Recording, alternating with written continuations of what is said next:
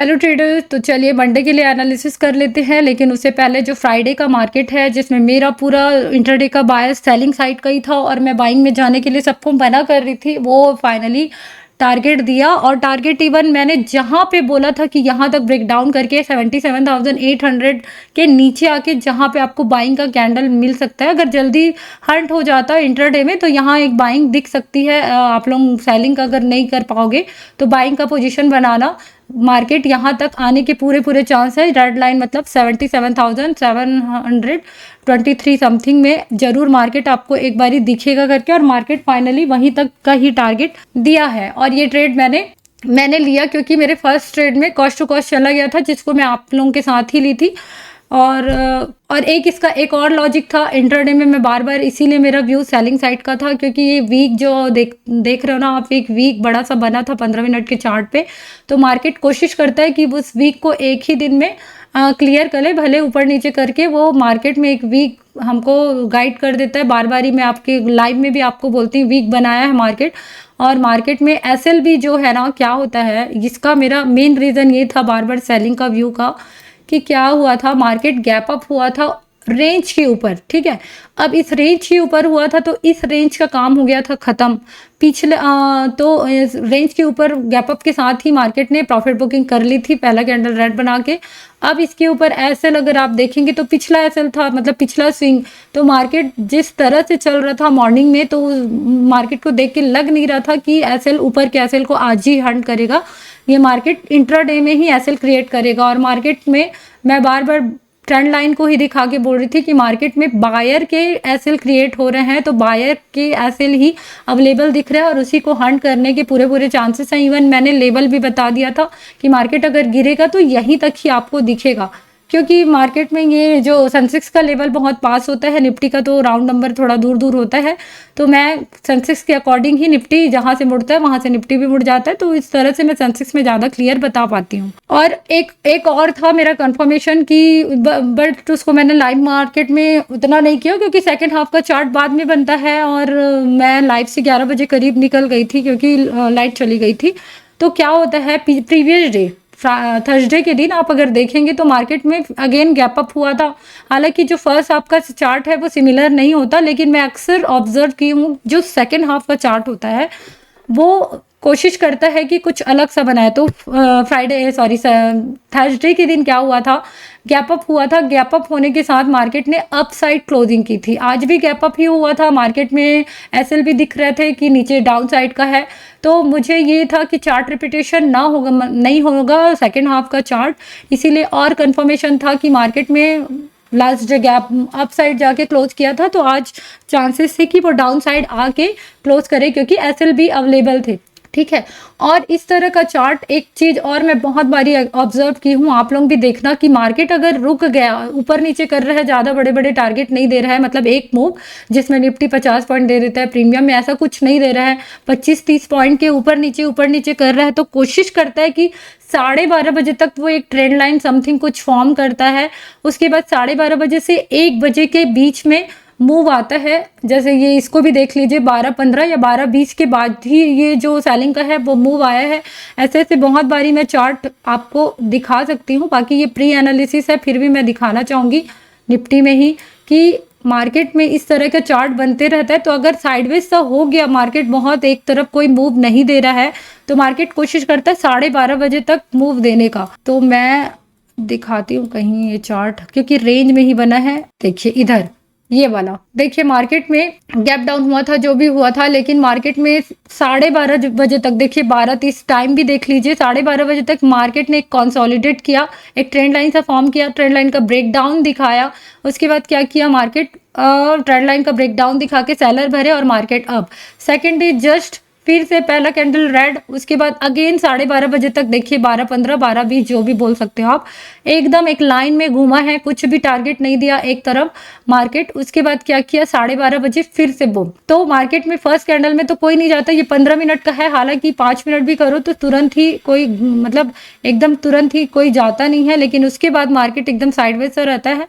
तो ये मूव 12 से लेके 1 बजे आप बोल सकते हो, लेकिन 12:30 12:15 आप बोल सकते हो। ऐसे ऐसे कुछ और है जो कुछ सम टाइम पिछला चार्ट में भी अगर आप देखोगे तो कभी कभी देखने को मिलता है, अगर मार्केट 12:30 बजे एकदम साइडवेज सा कुछ हुआ तो ये इस तरह की चार्ट बनने के बहुत चांसेस रहते हैं। तो वही मैं आपको एग्जांपल देना चाहती हूँ कि अगर एसएल अवेलेबल है भी या नहीं भी, तो भी मार्केट अगर साइडवेज सा रह रहा है फर्स्ट हाफ में तो कोशिश करेगा एक तरफ अच्छा मूव आने का।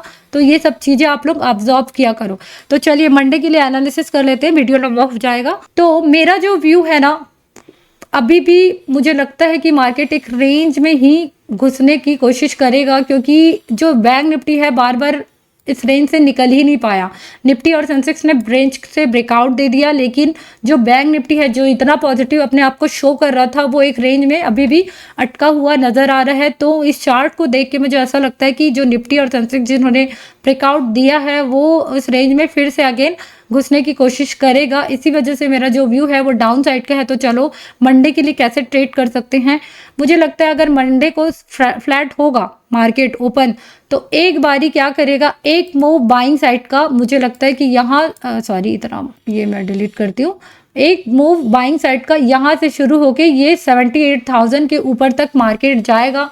थोड़े से इसके ऊपर जाएंगे तो बायर आने लगेंगे। उसके बाद क्या करेगा मार्केट में, ये इस तरह का मूव मुझे कुछ चार्ट बनता हुआ नजर आ रहा है। जिस तरह से बैंक निफ्टी सपोर्ट नहीं कर रहा है अगेन ऊपर जाने के लिए, इसलिए क्योंकि यहाँ से बाइंग इसलिए आएगी क्योंकि मैं एक कॉन्सेप्ट वो है जो एसएल हंटिंग से मैच नहीं करता, लेकिन मैंने लाइव मार्केट में अक्सर आप लोगों को विद एग्जाम्पल बताया है कि जो ये 15 मिनट के चार्ट में पहले रेजिस्टेंस था ना, वो अगेन एक बार उस लेवल को टेस्ट करता है तो एक बारी एक मूव बाइंग का शो करता है, जैसे रेजिस्टेंस बिकम सपोर्ट बन जाता है। तो उसी तरह से मैंने बार बार लाइव मार्केट में भी बोला था कि ये वाले लेवल से एक छोटी सी बाइंग आपको आ सकती है, एक मूव तो आपको देखने को मिल सकता है। तो वही अगर फ्लैट ओपन होता है मार्केट कल मंडे के दिन, तो एक बारी कोशिश करेगा यहाँ से एक बाइंग मूव 78,000 के ऊपर तक लाने का। उसके बाद अगर सस्टेन नहीं करता, मार्केट रिवर्स आता है, तो वो फिर रेंज में घुसेगा, जो रेंज पहले मार्केट ने क्रिएट कर चुका है, जिससे अभी ब्रेकआउट करने की कोशिश तो किया है, लेकिन मार्केट अगेन उस रेंज में घुसने की कोशिश करेगा बिकॉज बैंक निफ्टी नहीं जा रहा है। लेकिन इन केस, क्योंकि दोनों सिचुएशन है, इसके अकॉर्डिंग आप लोग ट्रेड करिएगा।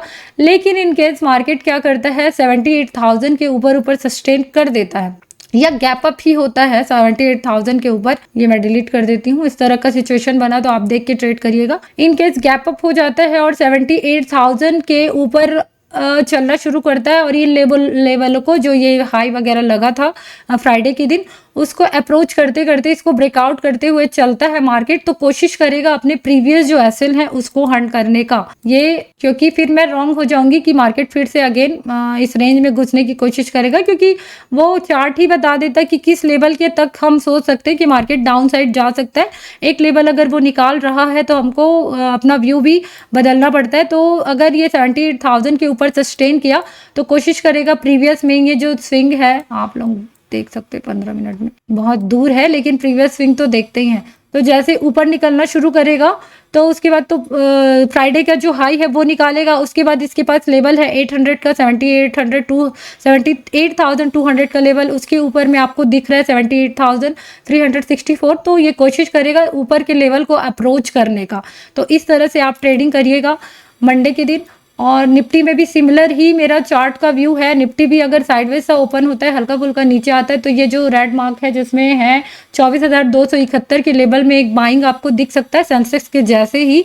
और सेंसेक्स जैसे 78,000 का ब्रेकआउट करता है, यहाँ का तो बीच में कोई लेवल नहीं है निफ्टी का, वो जैसे ही ब्रेकआउट करके ब्रेकआउट फेल जैसा होना दिखाता है तो फिर आप नीचे सेलिंग साइड के लिए जा सकते हैं। लेकिन अगर 78,000 के ऊपर सस्टेन कर दिया या फिर गैप अप ही ओपन हो गया और निफ्टी भी उसी के जैसे यहाँ कहीं ओपन हो गया, तो ये ऊपर के लेवलों को अप्रोच करते हुए ये भी अपना प्रीवियस जो एसएल है उसको हंट करता। जैसे निफ्टी में देखोगे तो लो रेजिस्टेंस लेवल है, तो अगर ऊपर निकला तो ये सारे छोटे छोटे, अब क्योंकि बड़े टाइम फ्रेम में देख रहे हैं तो छोटे टाइम फ्रेम में ये सारे स्विंग ही होंगे, तो इसको हंट करता हुआ ऊपर भी निकल सकता है निफ्टी। तो निफ्टी के चांसेस हैं, अगर ऊपर निकला तो निफ्टी का फिर हाई लगा है आपका 24,480, तो इन लेवलों को भी टेस्ट कर सकता है। डिपेंड करता है कि मंडे का मार्केट कैसे रिएक्ट कर रहा है, कैंडल कैसे बन रहे हैं। तो उसी तरह से आप ट्राई कीजिएगा। और बैंक निफ्टी में समझा दूं तो बैंक निफ्टी क्या है, अभी भी रेंज के अंदर है। हो सकता है 2 दिन तक मार्केट सेलिंग पोजीशन में ही रहा है, मतलब सेल साइड ही रहा है। ये दिन भी सेलिंग और ये भी दिन सेलिंग, तो सेलिंग का सबका व्यू हो गया है।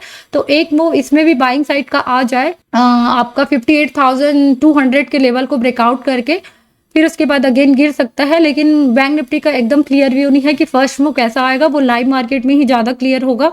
लेकिन अगर ये साइडवेज सभी होता है, उन दोनों ने एक बाइंग पोजीशन डाल दी है 78,000 के ऊपर में, तो उसके बाद अगर गिरता है तो ये भी उसके साथ सिमिलर इस रेंज में बैंक निफ्टी के पास भी अगर गिरेगा तो ये सारे स्विंग इसमें नीचे के लेवल को टेस्ट कर सकता है, जैसे 57,463 मतलब 57,500 के लेवल को ब्रेक डाउन कर सकता है। फिर उसके नीचे ये वाला लेवल है, तो ये एक ही दिन में भी कर सकता है मार्केट अगेन रेंज में जाना चाहता है तो, या फिर धीरे धीरे करता हुआ इन नीचे के लेवल को टेस्ट कर सकता है। तो चलिए मंडे के मार्केट में मिलते हैं। Thank you.